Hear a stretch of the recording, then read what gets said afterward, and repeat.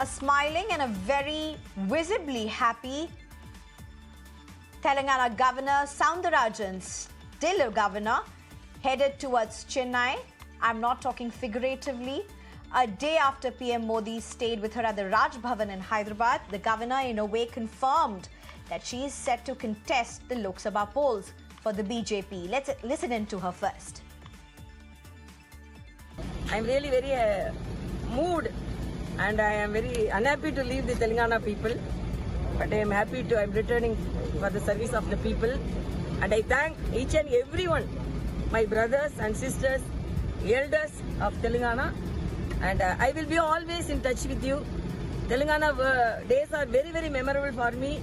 And I'm your sister ever.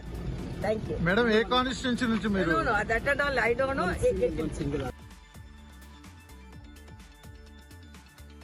Now, this is not unprecedented, but has reignited an age-old debate of political or apolitical governors. In fact, the political contours have sharpened further with the already full-blown confrontations between chief ministers and opposition-ruled states and their respective governors, most of this unfolding extensively in South versus the North, shadowing the political divide of the ruling BJP vis-a-vis the South as well as the North. Now, who is Tamilisai Soundararajan, a former Tamil Nadu BJP chief from 2014 to 2019, a state where BJP won 4 MLAs for the first time in possibly 2 decades in the last assembly elections. As a governor, Soundararajan was challenged by KCR-led Telangana government in Supreme Court over at least 10 pending bills, which were passed by the assembly. The Supreme Court later had sent a strong message that governors should return bills they do not agree to as soon as possible and not sit over them, making state legislative assemblies wait indefinitely. Now remember, when I speak about the political contours of the governors versus opposition-ruled state chief ministers, in an unprecedented way, 3 southern states moved the Supreme Court over pending bills. Tamil Nadu's M.K. Stalin government challenged Governor R.N. Ravi. Kerala's Pinarayi Vijayan government challenged Arif Mohammad Khan. In the north, Punjab also has moved the Supreme Court. Now, Tamil Nadu has moved the Supreme Court over governor's refusal to appoint Ponmudi as minister. Governor R.N. Ravi claimed that since Ponmudi was held guilty by the Madras High Court for a serious offence amounting to moral turpitude relating to corruption, his reinduction in the Council of Ministers while he remains tainted of corruption would be against the Constitution. But moving on to precedents, as I said, this isn't unprecedented. In last 10 to 15 years itself, there have been at least 4 instances of governors returning to active politics, electoral or party work. Apart from the latest of Tamilisai Soundararajan, of course, there are also other instances of Sheila Dikshit as well as Sushil Kumar Shinde. And if I can just go through all the details, in fact, if I have all the details with me as well, let me just try and give you some names for that matter. We have Kummanam Rajashekharan, and if you can have that up on your screen, he has been a governor, and then he also contested the 2019 elections against Shashi Tharoor. He, of course, lost. And if you look at other instances, you have the latest also of Baby Rani Maurya. She was the governor of Uttarakhand. And eventually she contested elections, elected MLA as well as appointed minister of Uttar Pradesh. Who can forget the bitter back and forth with Tathagat Roy? He was the governor of Arunachal Pradesh, governor of Tripura, governor of Meghalaya, joined the West Bengal BJP eventually in 2020. So much of back and forth, some very ugly, vicious political exchanges between the West Bengal chief minister as well as him. These are just some instances that I have mentioned. As I said earlier, there are of course instances of Sheila Dikshit as well as Sushil Kumar Shinde. And if you go beyond that, there are even earlier instances as well.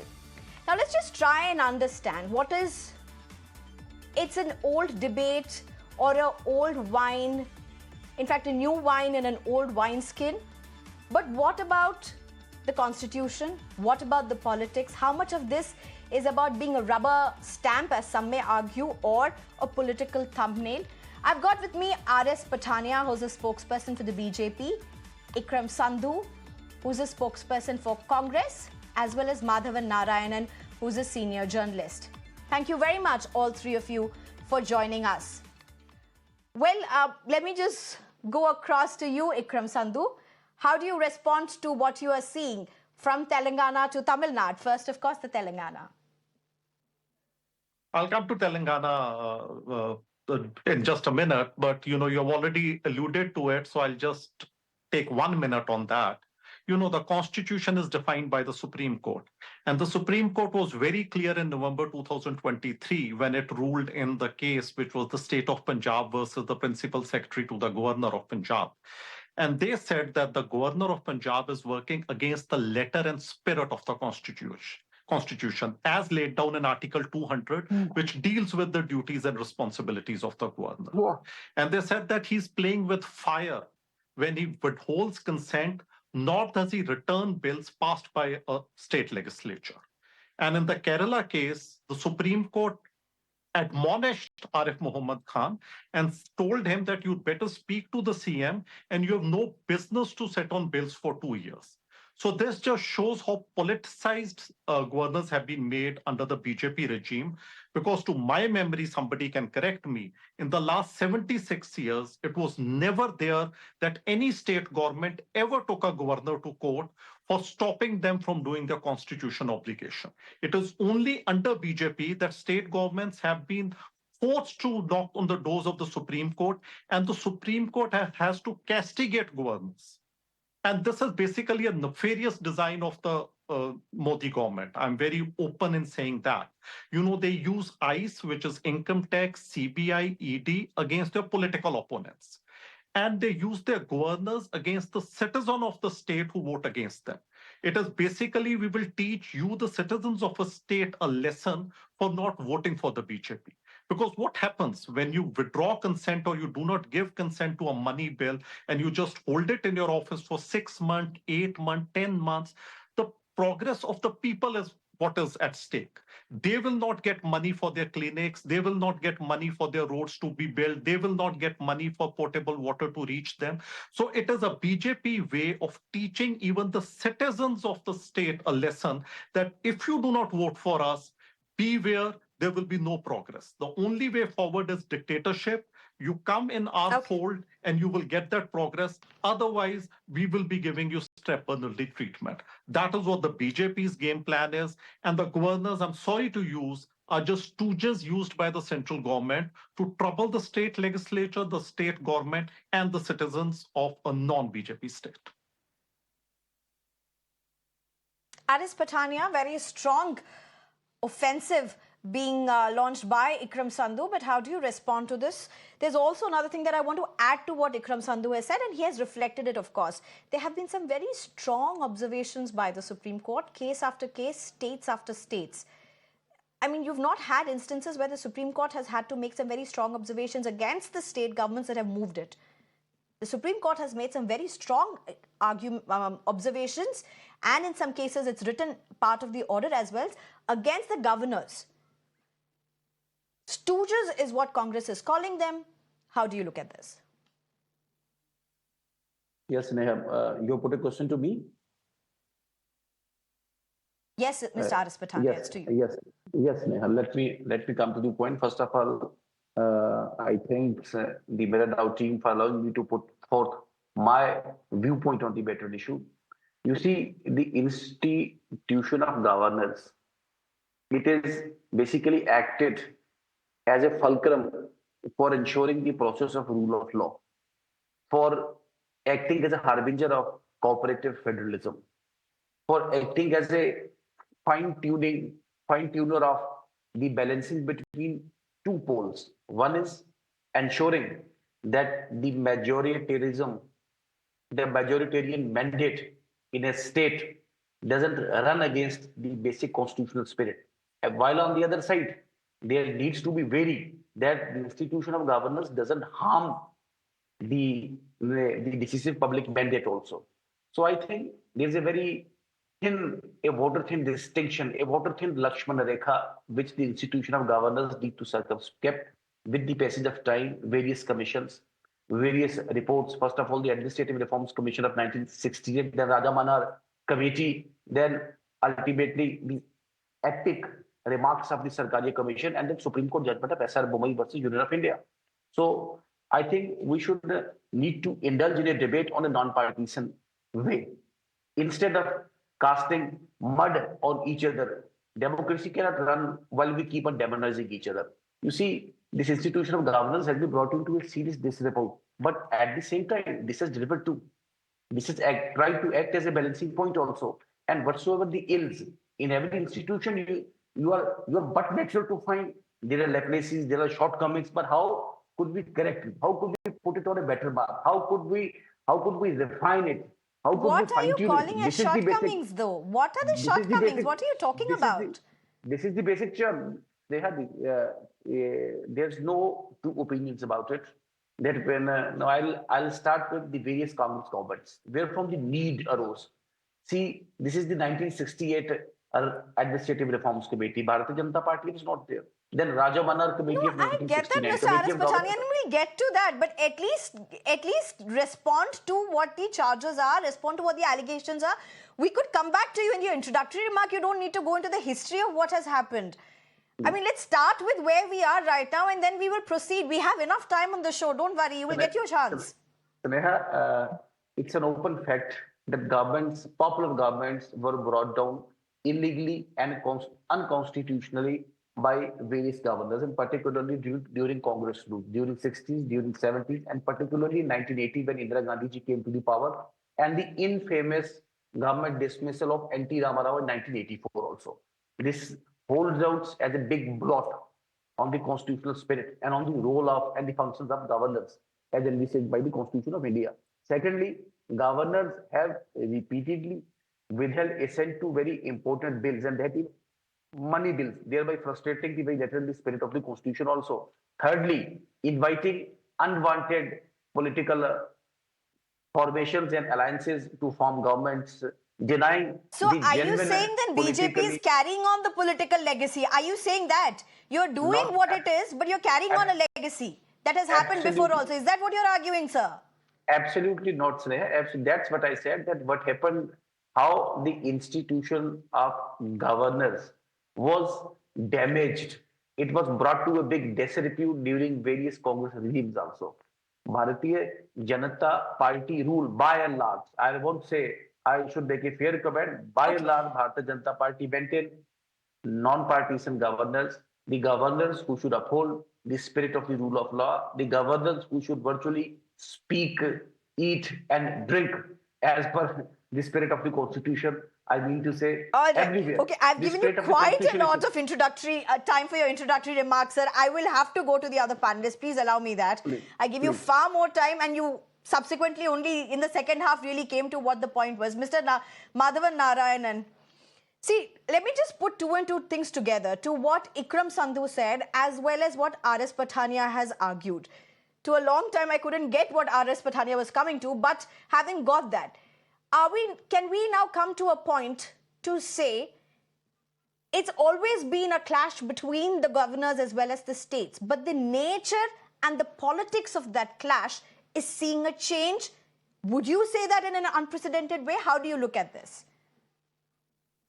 Very well put. In fact, I was going to say that in much more systematic way. Let me first begin by making a slightly political remark. The Congress and the BJP have this incredible talent to blame each other for their own actions. And therefore, it becomes a vicious circle. You know, BJP says, we are doing this because the Congress did this. And the Congress says, oh, look, but BJP doing this. So do we have to wait for another 70 years? I mean, I don't know. It doesn't matter.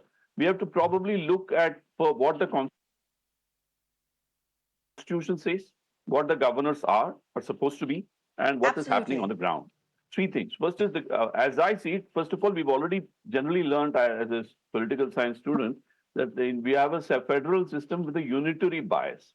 Now, unitary bias means the central government does have the upper hand according to the Constitution, but at the same time, we have clearly demarcated functions. And the other thing is that the governor has a lot of residual powers, but it has been historically generally expected to be a titular role, okay, which means it's not a political role.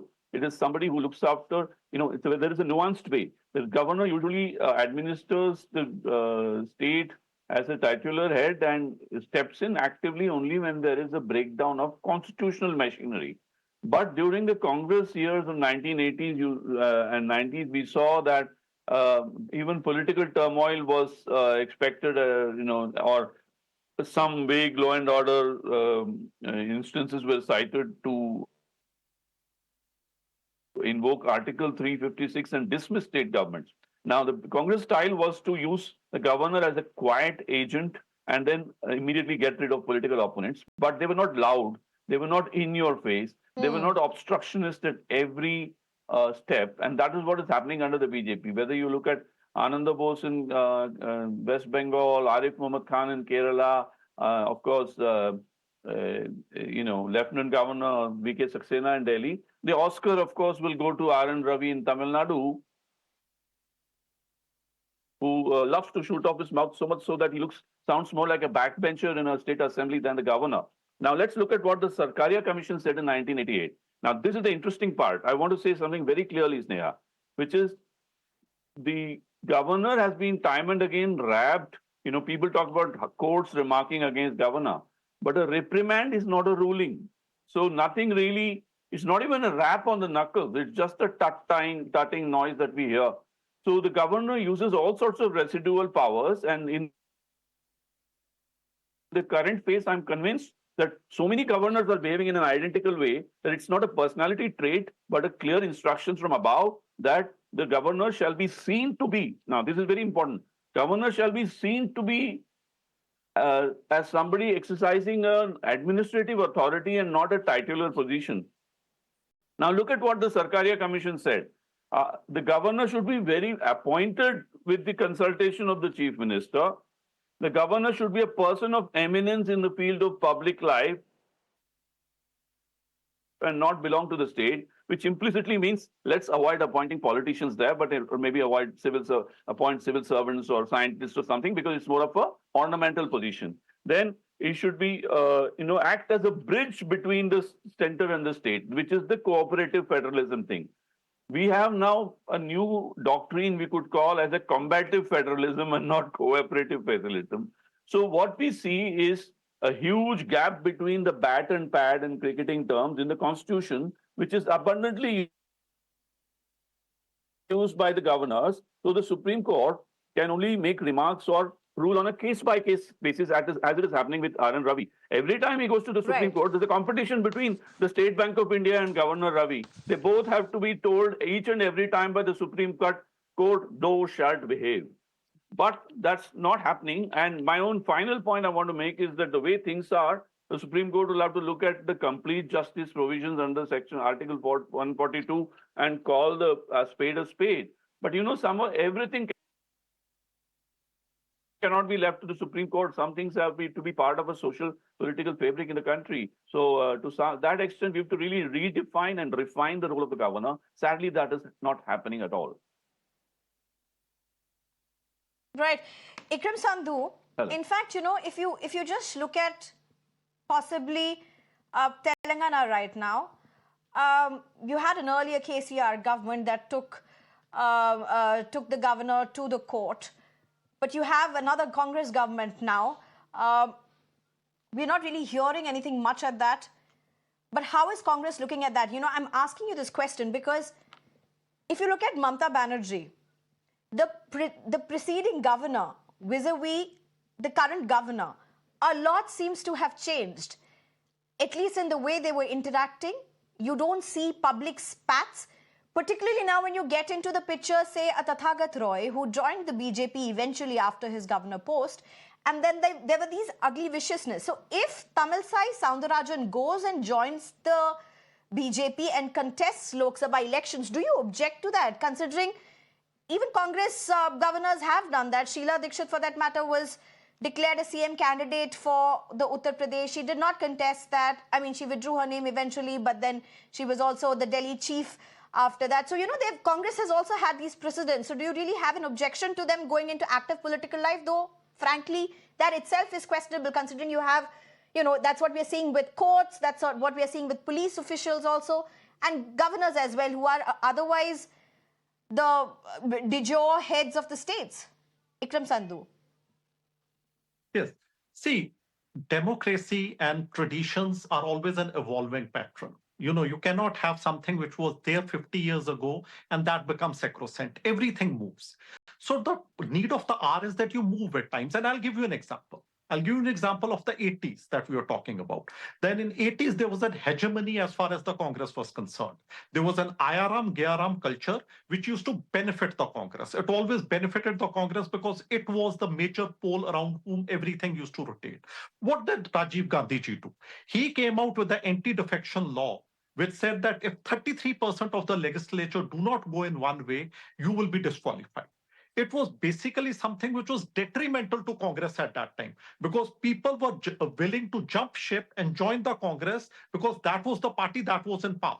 But still, Rajiv Gandhi ji had the sagacity to see what is good for the nation, what is good for the country, what is good for democracy. And after that, I can say that anti-defection law has become stronger and stronger and stronger. It has some element in it which stops people from defecting. Otherwise, one or two or three legislature could move the other way and governments could fall. So that is what is the sagacity that we expect from the government today. You're talking about So, Sheila. practically speaking, you don't really have a problem with... See, in Okay, today's time, the constitution doesn't bar anybody. But as a political party, we are thinking about it. And when we come to power, there should be a cooling off period. So there should be a cooling off period for anybody who held a constitutional position. You are a judge. Now, you will say that, yes, during our time, a judge did become the governor of Kerala. That happened. But now when it starts, Absolutely. rather than being an exception, it starts becoming the rule that bureaucrats are leaving. The next day, they are becoming candidates for a political party.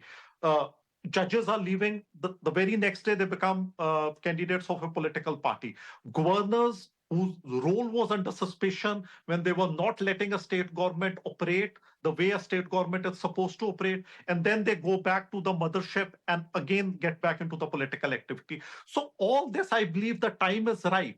And the time is ripe today that we should have a cooling off period. Either you do not take a constitutional position, that means you do not become a judge, you do not become a bureaucrat at that senior level, or you have a cooling off period of 2 years, 3 years, 5 years, whatever the parliamentarians think is correct. And for this, all political parties should have a buy-in. Because one thing is there, somebody will be in power today, in opposition tomorrow. Somebody who's in opposition today will be in power tomorrow. Ikram Sandhu, can I just ask you a question? The country has to go up with the time. Now, are you facing the heat? I mean, this sudden thing about cooling period, is it because the Congress is facing the heat? No, we have talked about it for the last... Because you were in power for a very long time. We didn't have cooling off periods at that time. We didn't hear of it.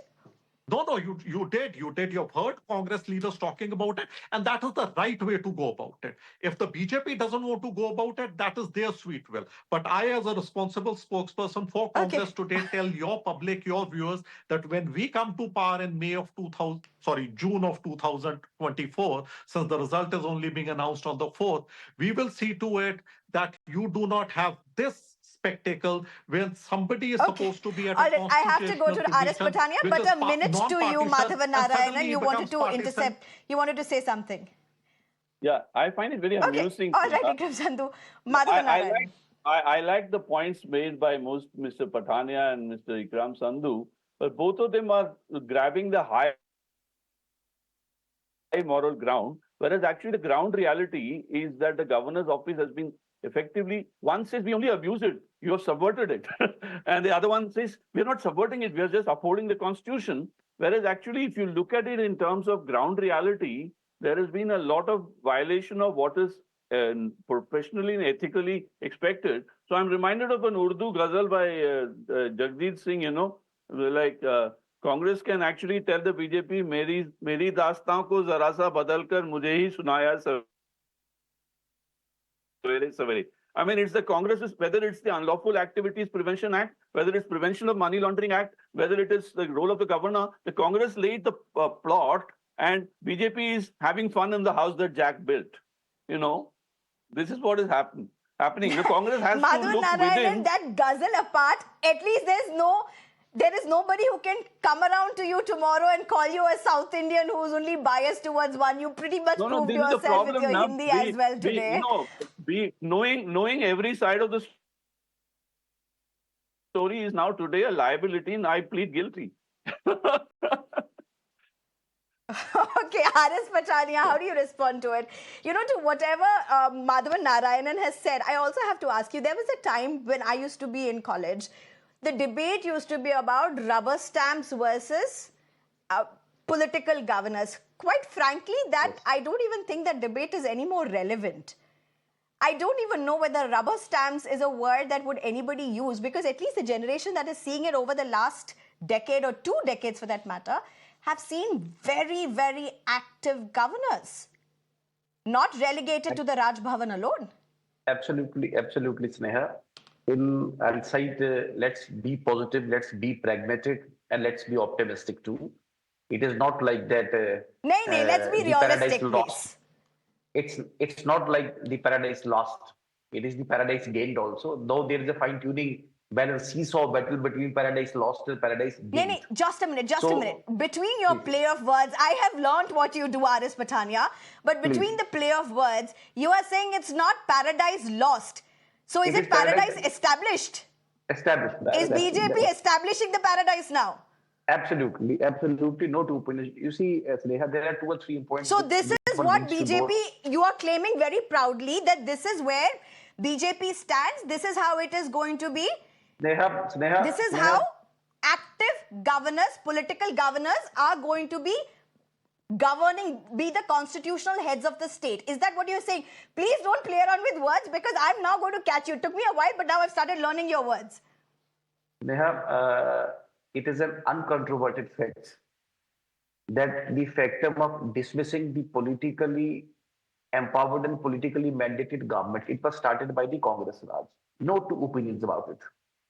Bills being withheld. Chaliye, Congress is start here. You to are saying let's do away with every colonial system that the Congress come away with. Why are you continuing with it is what I'm not understanding. If you're saying Congress started it, you are continuing it, sir.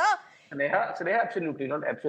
And if continuing it in a different tangent, we don't support it as a party. If something happens like that, we don't support it. I am very unequivocal on it that a governor should be a custodian of constitution and not custodian of ideology or interests of a particular political party. Let's be very frank and very forthright on it. There are no 2 opinions about it. So are you then saying the fact that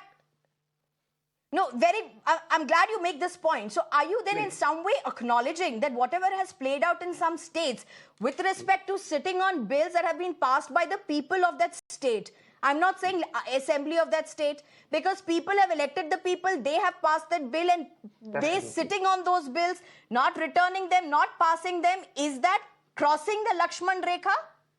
10 to 15 bills in some states. In Soundararajan's time, it was around 9 or 10 bills, if I remember correctly. Sneha, every case needs to be examined on case-to-case basis. I am saying that governor is also not a rubber stamp of the state government. Sir, how does Lakshman Rekha change case to case, sir? No, madam, no. Every case, you see, I'll cite you in Jammu and Kashmir also the basic enunciation of law. And the surgery of Article 370, it has been done by Governor Mr. Jagmohan.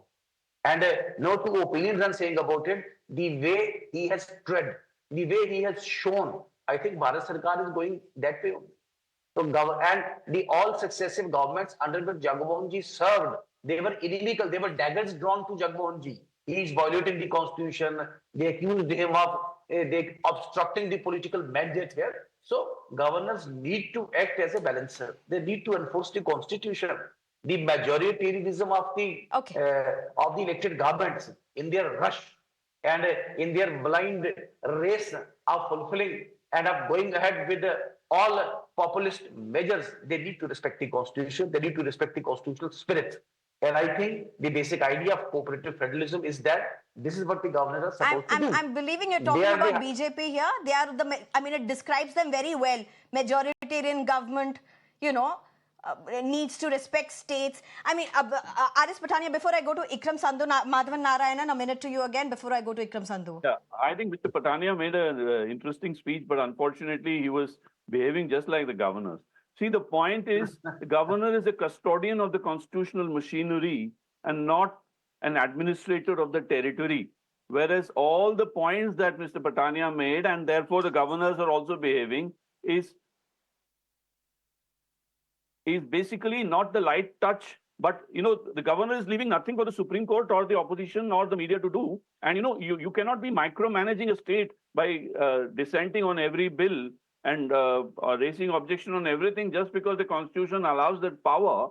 So as the James Bond story goes, once is happenstance, twice is coincidence, 3 times is enemy action.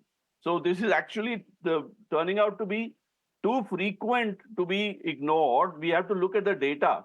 And therefore, first of all, the constitutional machinery means various institutions. And that includes the legislature, the opposition, by extension, some issues regarding the media are there, the judiciary is there in full might. And therefore, we cannot, issues of things like corruption or morality are vague issues in which the governors have no say except when met with evidence, in which case, anyway, it is for the judiciary to take a call. So what is happening is the governors are having we've heard of judicial overreach, we've heard of executive overreach. Now we are witnessing a gubernatorial overreach, which is simply, something on which the Supreme Court has to say in general terms. Because all Supreme Court's rulings have been so far on a specific case basis, whereas the instances have so, multiplied that we need a proper set of guidelines from the Supreme Court, because otherwise we only have endless commissions and committees saying nice motherhood and apple pie statements. We're not going to get anywhere as a republic. Right. In fact, if I can just request our team to see if Madhavan Narayanan's audio can be tweaked so it can be better. But to you, Ikram Sandhu, you've heard both Aris Pathania as well as Madhavan Narayanan speak. Ikram Sandhu, elections, we are in the election season, it's poll ball time. But my question really is, how big an election issue is this? Because you obviously are saying that all the central agencies have been subverted. Key constitutional agencies have been subverted. The Congress is now going on to say even governor's post has been made hugely political. But you can't overrule the fact that you also had a very contributory role. However, I mean, I'm not putting that on the Congress because the government for a decade has been the Modi government. Having said that, how is this politically going to be for the Congress? Is this one of the key things that the Congress is going to raise? Snehaji, you said that Congress also did it, and I never say that my party is perfect. BJP always says we are perfect or humne kabhi galti nahi ki. They can say that they are gods of the political system today. We are human beings. We made a mistake and we learn from them. When the emergency was undertaken by us, Sandhuji, what I'm trying to understand is, one is the party taking it. No, Ikram, just one thing, just to add to what I was asking you, what I'm really trying to understand, one thing is, there is an issue. So courts are being dragged, their governors are being dragged to the court. Another thing is this going to be an opposition ploy as well? Because obviously from what it looks like, it's unprecedented moves towards the Supreme Court by multiple states. So is this now, are the opposition ruled states going to up the ante as elections come nearer?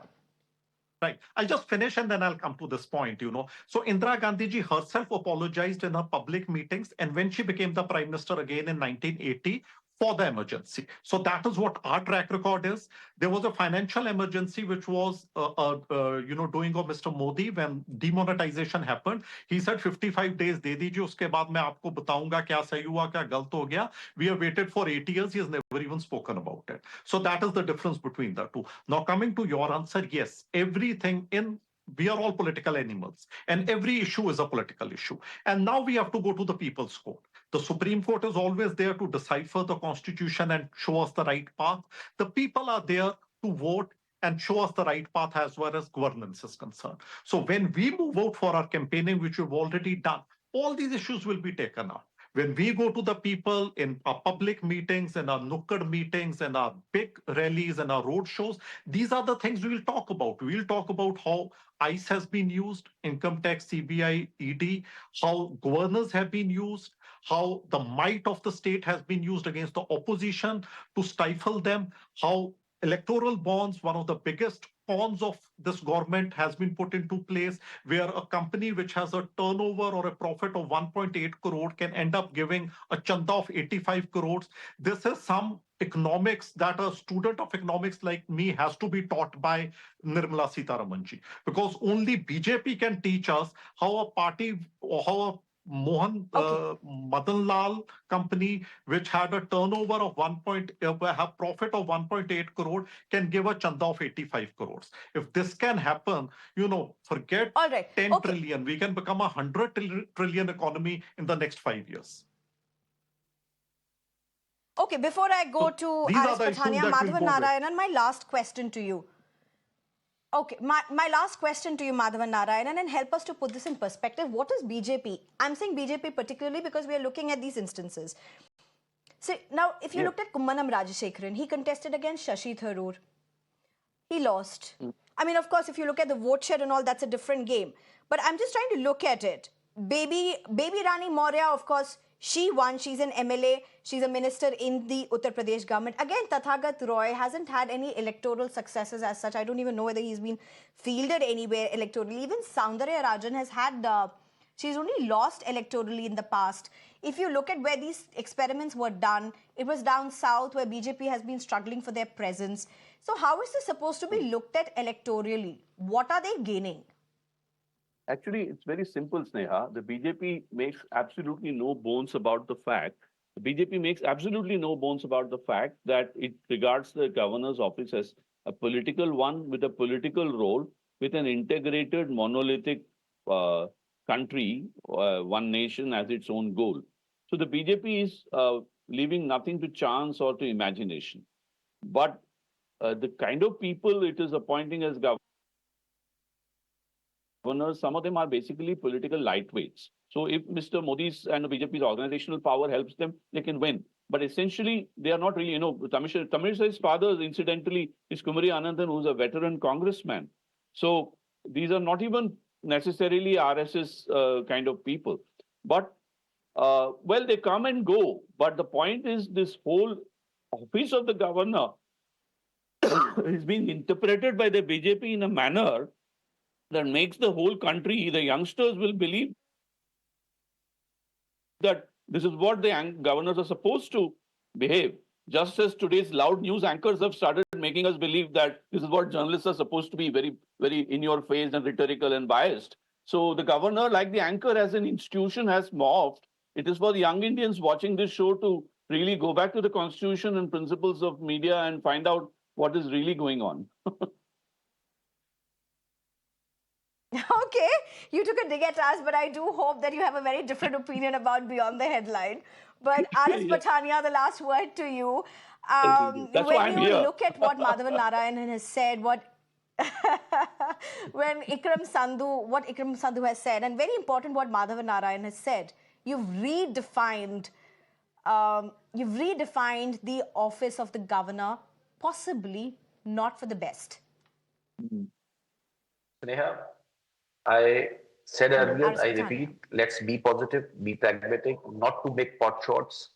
We are still a democracy in the chart.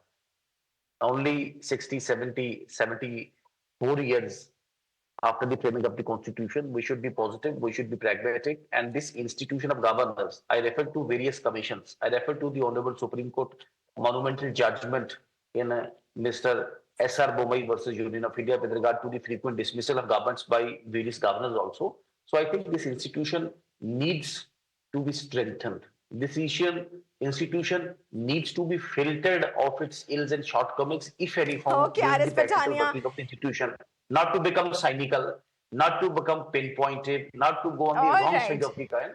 I think this institution, I repeat again, this is paradise gained, paradise established. And the Bharatiya Janata Party is especially committed. I don't have time, Ikram Sandhu, just 30 seconds. But I have to tell Aris Pathania, you have been speaking a lot without saying anything. That definitely is the art of politics. Ikram Sandhu, yes, your last 30 seconds.